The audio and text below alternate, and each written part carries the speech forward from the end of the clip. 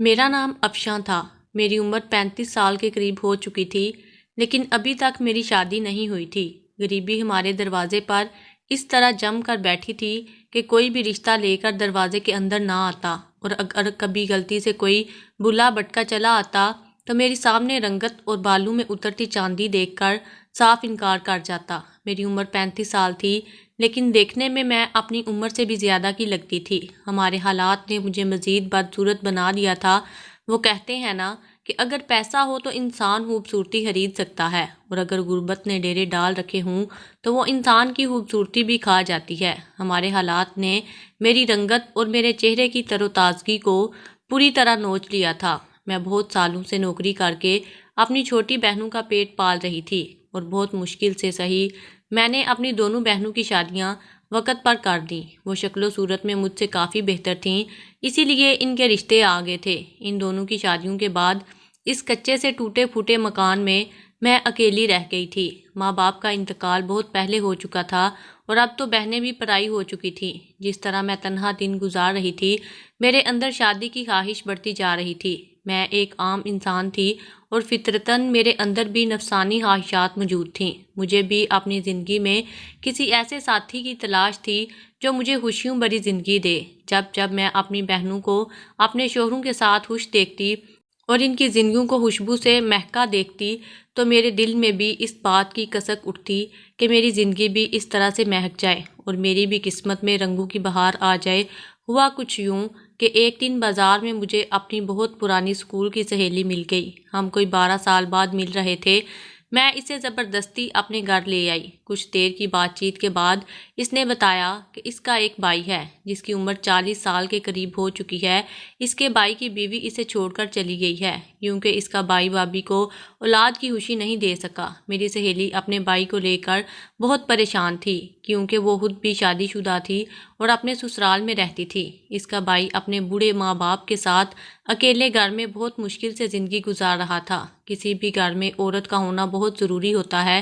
جب سے اس کے بھائی کی بیوی اس کے بھائی کو چھوڑ کر گئی تھی، گھر کا سارا نظام درہم برہم ہو چکا تھا۔ ویسے تو کام کرنے کے لیے بہت سے نوکر چاکر موجود تھے، لیکن ان پر نظر رکھنے کے لیے کوئی نہیں تھا۔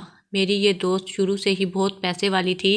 اس کا بھائی بھی ایک بہت بڑے کاروبار کا مالک تھا۔ نہ جانے کیوں بنا سوچے سمجھے میں نے اپنی دوست سے کہہ دیا کہ اگر ایسی بات ہے تو وہ میری شادی اپنے بھائی سے کروا دے، کیونکہ اب میں بھی اکیلے گھر میں نہیں رہنا چاہتی۔ میرے منہ سے یہ جملہ اتنا اچانک نکل گیا تھا کہ میں خود بھی حیران رہ گئی تھی، لیکن تیر کمان سے نکل چکا تھا۔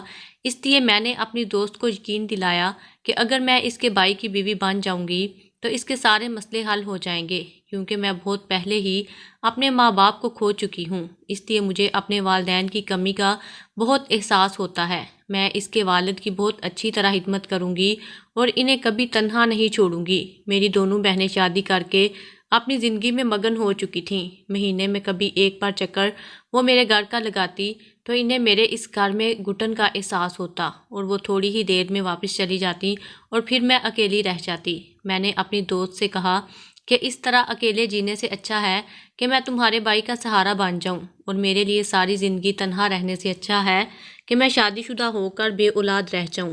میں کب تک اس طرح اکیلی رہوں گی؟ میرا حال تو ایسا ہے کہ اگر میں گھر کی 4 دیواری میں مر بھی گئی تو کسی کو کانوں کان خبر نہیں ہوگی۔ میری دوست کہنے لگی کہ وہ اپنے بھائی سے پوچھ کر مجھے بتائے گی۔ وہ تو یہ سن کر ہی خوش ہو گئی تھی کہ میں خود سے اس کے بھائی سے شادی کرنا چاہتی ہوں۔ 2 دن بعد وہ میرے گھر واپس آئی اور خوشی خوشی مجھے بتانے لگی کہ اس کے بھائی کو کوئی اعتراض نہیں ہے۔ مجھے بھلا اس بات پر کیا اعتراض ہو سکتا تھا؟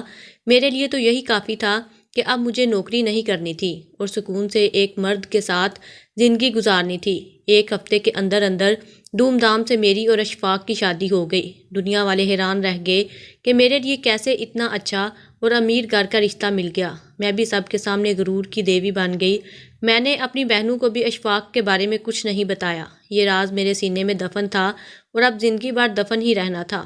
میں دلہن بنی اشفاق کے گھر پہنچی تو یہ دیکھ کر حیران رہ گئی۔ اشفاق کا گھر ایک عالی شان بنگلہ تھا جہاں بہت سے نوکر چاکر موجود تھے۔ اشفاق کی بہن یعنی میری سہیلی عظمیٰ نے میرا گرم جوشی سے استقبال کیا۔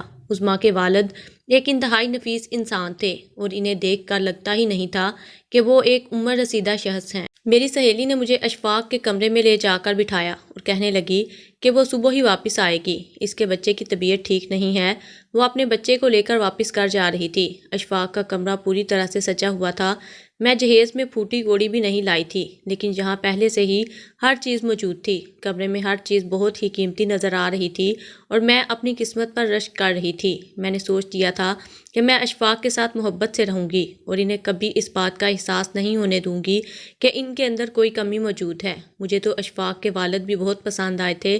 شادی کی رات اشفاق میرے پاس آئے تو ان کے انداز میں کچھ جھجک سی تھی، شاید وہ اس بات کو لے کر پریشان تھے کہ وہ ایک مکمل انسان نہیں ہے۔ میں ایک سمجھدار عورت تھی، اس لیے میں نے پہل کی اور اشفاق کا ہاتھ تھام کر انہیں یقین دلایا کہ یہ بات کبھی ہمارے کمرے سے باہر نہیں جائے گی اور نہ ہی میری ذات سے انہیں کوئی تکلیف پہنچے گی۔ اشفاق کا چہرہ پوری طرح سے کھل اٹھا۔ انہوں نے مجھے شادی کی رات کا تحفہ سونے کی انگوٹھی کی شکل میں دیا اور کہنے لگے کہ وہ بہت عرصے سے اپنے اندر ہی اندر گھٹ رہے تھے اور اب انہیں لگتا ہے کہ اس بے رنگ زندگی سے نجات ملنے والی ہے۔ مجھے بھی ایسا ہی محسوس ہو رہا تھا جیسے میری زندگی مکمل ہو گئی ہو اور مجھے تمام دکھوں سے نجات مل گئی ہو، مگر مجھے کیا خبر تھی کہ آنے والا وقت میرے لیے ایک کڑی آزمائش ثابت ہونے والا ہے۔ میں ان کے ساتھ خوشگوار زندگی گزار رہی تھی۔ اشفاق نے مجھے اپنی محبت سے مکمل کر دیا تھا۔ انہوں نے مجھے بتایا تھا کہ وہ اپنی پہلی بیوی کو اولاد کی خوشی نہیں دے سکے تھے کیونکہ ان کی رپورٹس کے مطابق ان کے اندر بہت سی ایسی کمیاں تھیں جن کی وجہ سے وہ باپ نہیں بن سکتے تھے، اس لیے ان کی پہلی بیوی شادی کے دوسرے سال ہی انہیں چھوڑ کر چلی گئی۔ انہوں نے دوسری شادی کا اس لیے نہیں سوچا کہ دوسری بیوی بھی ان سے اولاد کی تمنا رکھتی اور پھر انہیں ناکام ازدواجی زندگی کا سامنا کرنا پڑتا، لیکن میں نے سب جانتے ہوئے ان سے شادی کی خواہش کا اظہار کیا تھا، اس لیے انہوں نے مجھ سے شادی کر لی تھی۔ میرے دل میں بھی اولاد کی تمنا تھی، لیکن میں جانتی تھی کہ میرا شوہر مجھے اولاد نہیں دے سکتا، اس لیے میں نے اس خواہش کو اپنے اندر ہی مار دیا تھا اور اشفاق کو یقین دلایا تھا کہ میں ان سے کبھی اولاد کی خواہش نہیں کروں گی۔ ہر گزرتے دن کے ساتھ میں نے اشفاق کے گھر میں اپنی مضبوطی سے جگہ بنا لی تھی۔ اشفاق کے والد کی بھی خوب خدمت کرتی، ہم شام کے وقت ساتھ بیٹھ کر چائے پیتے اور اکٹھے بہت سا وقت گزارتے۔ اشفاق کو دفتر سے واپس آنے میں بہت دیر ہو جایا کرتی تھی، اس لیے میں تنہا رہنے کے بجائے اپنے سسر کے کمرے میں جا بیٹھتی۔ وہ بہت ہی محبت کرنے والے اور شفیق انسان تھے اور ہماری شادی کو 2 مہینے ہو چکے تھے۔ 3-4 دن سے میری طبیعت خراب تھی، شاید موسم بدل رہا تھا اس لیے میں بیمار ہو گئی تھی۔ مجھے ویسے بھی کام کاج کرنے کی عادت تھی، لیکن شادی کے بعد میں مستقل آرام کر رہی تھی، اس لیے میری طبیعت میں بہت سستی آ چکی تھی۔ میں خود کو دوبارہ کام میں مصروف کرنا چاہتی تھی، اس لیے میں نے ملازم سے کہا کہ رات کا کھانا میں خود بناؤں گی اور اسے باورچی خانے سے باہر نکال دیا۔ بہت ہی محنت اور محبت سے میں نے اشفاق کی پسند کا کھانا تیار کیا۔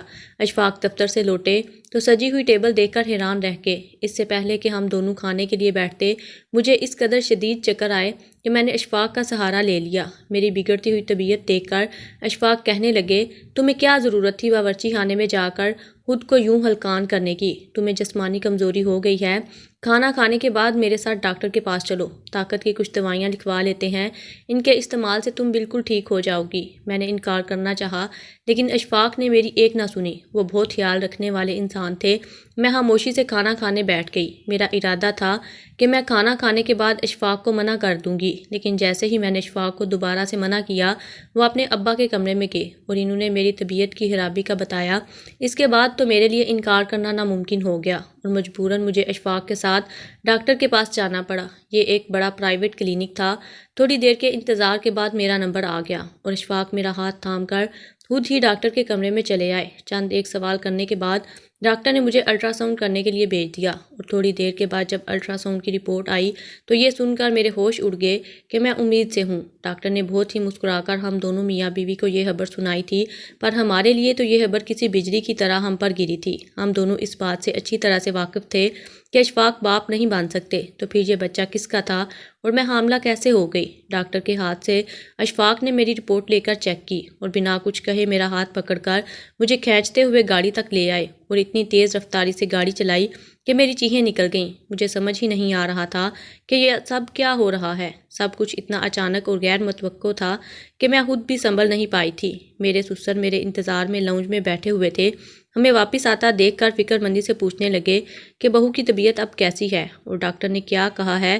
اشفاق تو جلتے توے پر جا بیٹھے اور اپنے باپ کے سامنے ہی غصے میں کہنے لگے کہ آپ کی بہو امید سے ہو چکی ہے، جبکہ یہ بات میں اچھی طرح جانتا ہوں کہ یہ بچہ میرا نہیں ہے۔ بیٹے کی بات سن کر میرے سسر چونک کے اور کہنے لگے کہ یہ تم کیسی باتیں کر رہے ہو۔ میں لاؤنج میں بڑے صوفے پر ہی ڈہ گئی کیونکہ مجھ میں اس سے زیادہ برداشت کرنے کی ہمت نہیں تھی۔ میں پاک دامن تھی لیکن میرا شوہر چیخ چیخ کر مجھے بد کردار کہہ رہا تھا۔ اشفاق کی بات سن کر میرے سسر غصے میں آ گئے اور کہنے لگے کہ ذرا تحمل سے بات کرو اور اس طرح اپنی بیوی پر الزام لگانے سے پہلے کچھ تو شرم کرو۔ اپنے سسر کا رویہ دیکھ کر مجھے کوئی ڈارس ملی تھی۔ میں نے روتے ہوئے اشفاق سے کہا کہ میں نہیں جانتی کہ میں کیسے حاملہ ہوئی ہوں، لیکن میں اتنا ضرور جانتی ہوں کہ آپ کے سوا میری زندگی میں اور کوئی نہیں ہے۔ اشفاق غصے میں کہنے لگے کہ تم تو اپنی زبان بند ہی رکھو۔ آج مجھے سمجھ میں آیا کہ تم نے کیوں اپنے منہ سے مجھ سے شادی کرنے کے لیے کہا تھا۔ کوئی بھی شرم و حیا رکھنے والی لڑکی اپنے منہ سے اپنی شادی کی بات نہیں کرتی۔ یہ تم نے جان بوجھ کر مجھ سے شادی کی بات کی کیونکہ تم جانتی تھی اور اسی لیے ساری زندگی آسانی سے تمہارے دھوکے کو برداشت کر لوں گا، مگر میں اتنا بیوقوف نہیں ہوں کہ کسی اور کے بچے کو اپنا نام دے کر ساری زندگی اس کا بوجھ اٹھاؤں۔ اس سے بہتر یہی ہے کہ تم ابھی اور اسی وقت اپنا سامان اٹھاؤ اور یہاں سے چلی جاؤ۔ میرے سسر نے اشفاق کو سمجھانے کی کوشش کی لیکن وہ غصے میں اس قدر پاگل ہو چکے تھے، کچھ بھی سننے کے لیے تیار نہیں تھے۔ اشفاق نے میرا ہاتھ پکڑا اور آدھی رات کو مجھے اپنے گھر سے باہر نکال دیا۔ میری حالت ایسی تھی کہ کاٹو تو بدن میں لہو نہیں۔ میں روتی پیٹتی اپنے ٹوٹے پھوٹے مکان میں واپس آ گئی تھی۔ میرا اور اشفاق کا راستہ یہاں سے شروع ہوا تھا، شاید وہیں ختم ہونے والا تھا۔ میری طبیعت مزید خراب ہو رہی تھی۔ مجھے صرف اور صرف اشفاق کی پرواہ تھی، اس سے بہت محبت کرنے لگی تھی۔ میں ساری رات روتی سسکتی رہی تھی۔ روتے روتے نہ جانے مجھے کب نیند آ گئی اور میری آنکھ اس وقت کھلی جب دروازے پر دستک ہونے لگی۔ میں ہڑبڑا کر اٹھ بیٹھی اور دروازہ کھولا تو سامنے میری دوست کھڑی تھی۔ روتے ہوئے اس کے گلے لگ گئی، اسے یقین دلانے کی کوشش کرنے لگی کہ میں بد کردار نہیں ہوں۔ میری دوست نے مجھے سینے سے لگایا اور کہنے لگی کہ اسے پورا یقین ہے کہ میں بد کردار نہیں ہوں اور اسے پکا یقین ہے کہ یہ بچہ اس کے بھائی کا ہے۔ کہنے لگی کہ رات بھائی بہت غصے میں تھے، اس لیے وہ کچھ بھی سوچنے سمجھنے کی صلاحیت کھو بیٹھے تھے۔ ابا نے اسے فون کر کے صبح بتایا۔ وہ کہنے لگی کہ مجھے تم تھوڑا سا وقت دو، میں سب کچھ ٹھیک کر دوں گی۔ مجھے تسلی دے کر وہ چلی گئی۔ مجھے اپنی سہیلی کی بات پر بالکل بھی یقین نہیں آیا تھا، وہ کیسے سب کچھ ٹھیک کر سکتی تھی، کیونکہ میرے شوہر کو پورا یقین تھا کہ وہ نامرد ہیں اور اسی بات کو لے کر میں بھی بہت پریشان تھی۔ اگر وہ نامرد ہوتا تو اس کی پہلی بیوی کبھی بھی اسے چھوڑ کر نہ جاتی، کیونکہ وہ بہت ہی پیسے والا اور محبت کرنے والا انسان تھا اور ہر گزرتے لمحے کے ساتھ بہت سی سوچیں مجھے پاگل کر رہی تھیں۔ آنے والا ایک ہفتہ میں نے اسی اذیت کے ساتھ گزارا۔ ہر صبح میں خدا سے ایک ہی دعا مانگتی کہ وہ کسی طرح مجھے پاک دامن ثابت کر دیں اور میں اپنے شوہر کے ساتھ دوبارہ اچھی زندگی شروع کر سکوں۔ میری دو بہنیں تو اپنی زندگی میں ایسی مگن تھیں، انہیں تو میری ذرا بھی پرواہ نہیں تھی، جبکہ میں نے ماں باپ کے بعد انہیں پالا تھا۔ پورے ایک ہفتے کے بعد میری نند میرے شوہر کے ساتھ مجھے لینے کے لیے ہمارے گھر آئی۔ اشفاق کو دروازے پر دیکھ کر میں حیران رہ گئی۔ اشفاق دروازے سے اندر نہ آئے، کہنے لگے کہ اپنا سامان اٹھا کر گاڑی میں آ کر بیٹھ جاؤ۔ میں یہ تو نہیں جانتی تھی کہ میری سہیلی نے اپنے بھائی سے ایسا کیا کہا ہے کہ وہ مجھے لینے کے لیے آ گئے، لیکن میرے لیے اتنا ہی کافی تھا کہ مجھے ایک موقع مل رہا ہے۔ میں فوراً اشفاق کے ساتھ گاڑی میں بیٹھ گئی اور جیسے ہی ان دونوں کے ساتھ گھر پہنچی تو بہت ہی خوبصورت سے سجے ہوئے گھر میں میرے سسر نے میرا استقبال کیا۔ میں حیرانگی کے عالم میں دیکھ رہی تھی۔ سارا گھر پھولوں سے سجا ہوا تھا اور جگہ جگہ غبارے بکھرے ہوئے تھے۔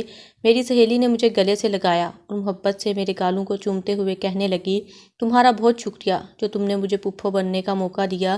میں نے حیرت سے ایک نظر اشفاق پر ڈالی جو سر جھکائے شرمندہ سے کھڑے تھے۔ میری دوست مجھے بتانے لگی کہ ابا نے بہت زیادہ اس بات پر زور دیا کہ تم ایک با کردار اور باحیا لڑکی ہو۔ ابا کو پورا یقین تھا کہ تم نے کبھی کوئی غلط کام نہیں کیا ہوگا، اور ابا کا تم پر یقین دیکھ کر مجھے بھی اس بات پر یقین آ گیا کہ تمہارے کردار میں یقیناً کوئی جھول نہیں ہوگا۔ جب بھی ابا تمہاری اس قدر طرفداری کر رہے ہیں۔ بھائی دوبارہ اسی لیڈی ڈاکٹر کے پاس گئے جس نے انہیں بتایا تھا کہ وہ کبھی باپ نہیں بن سکتے کیونکہ ان کے اندر بہت سی خامیاں ہیں۔ ڈاکٹر نے بھائی کو دیکھتے ہی پہچان لیا اور بھائی نے جب اسے بتایا کہ ان کی دوسری بیوی حاملہ ہو چکی ہے تو لیڈی ڈاکٹر نے بھائی کو ایسا سچ بتایا جسے سن کر ان کے سر پر آسمان گر پڑا۔ لیڈی ڈاکٹر نے بتایا کہ بھائی کے اندر کوئی کمی نہیں تھی، ان کی پہلی بیوی خود ہی ایسی دوائیاں استعمال کرتی تھی جس سے وہ حاملہ نہ ہو، اور جب بھائی نے اسے بچے کی خواہش کا اظہار کیا تو اس نے ڈاکٹر کو زبردستی اس بات کے لیے مجبور کیا وہ بھائی کے بھی ٹیسٹ کرنے کے لیے کہے، اور پھر پیسے کے زور پر اس نے اپنی مرضی کے ٹیسٹ رپورٹ بنوائی۔ بھائی ہمیشہ ہی مکمل طور پر فٹ تھے، لیکن ان کی پہلی بیوی نے جان بوجھ کر انہیں نامرد ثابت کر دیا اور دنیا کے سامنے ایسے ظاہر کیا جیسے وہ بھائی کی وجہ سے بے اولاد ہیں۔ وہ دن رات بھائی کو طعنے دیتی اور اس قدر ذلیل کرتی کہ تنگ آ کر بھائی نے خود ہی اسے طلاق دے دی۔ حق مہر کے نام پر اس نے 50 لاکھ روپے لکھوا رکھے تھے۔ وہ 50 لاکھ لے کر ہمیشہ کے لیے بھائی کی زندگی سے نکل گئی، لیکن ہم میں سے کوئی یہ نہیں جانتا تھا کہ اس نے بھائی کی نقلی رپورٹ تیار کروائی ہے۔ میری سہیلی نے مجھے یہ سب بتا کر نئی زندگی بخش دی تھی، ورنہ میں اب تک اسی ششوپنج کا شکار تھی کہ نہ جانے یہ بچہ اشفاق کا ہے یا پھر کسی اور کا۔ اشفاق میرے قدموں میں بیٹھ کے خود ہی مجھ سے اپنے کیے کی معافی مانگنے لگے، لیکن مجھے اشفاق سے کوئی گلہ نہیں تھا کیونکہ ان کی جگہ کوئی بھی ہوتا تو شاید ایسے ہی کرتا۔ وہ تو خود کو عیب دار سمجھتے تھے، لیکن انہیں کیا خبر تھی کہ عیب ان میں نہیں بلکہ ان کی پہلی بیوی کے کردار میں تھا، جو ان سے حق مہر کی ایک بڑی رقم وصول کر کے اپنے عاشق کے ساتھ اچھی زندگی گزار رہی تھی۔ میں نے خدا کا لاکھ لاکھ شکر ادا کیا کہ اشفاق نے جلد بازی میں مجھے ہمیشہ کے لیے اپنی زندگی سے باہر نہیں نکال دیا، ورنہ سچ سامنے آنے کے بعد ہم دونوں ہی پچھتا رہے ہوتے۔ میں نے اور اشفاق نے مل کر کیک کاٹا تھا۔ میرے سسر اور میری سہیلی نے ہمارے اپنے ہونے کا ثبوت دیا تھا۔ میرے سسر نے میرے سر پر ہاتھ رکھ کر مجھے دعائیں دیں۔ رشتے کتنے نازک اب گینے کی طرح ہوتے ہیں جنہیں بہت ہی محبت سے سنبھال کر رکھا جاتا ہے۔ کبھی کبھی انسان کی معمولی غلطی سے یہ شیشے کی طرح ٹوٹ کر بکھر جاتے ہیں، اس لیے ہمیشہ بہت ہی احتیاط سے رشتوں کو برتنا چاہیے، کیونکہ جو زخم دل پر لگتے ہیں وہ اتنی آسانی سے نہیں بھرتے۔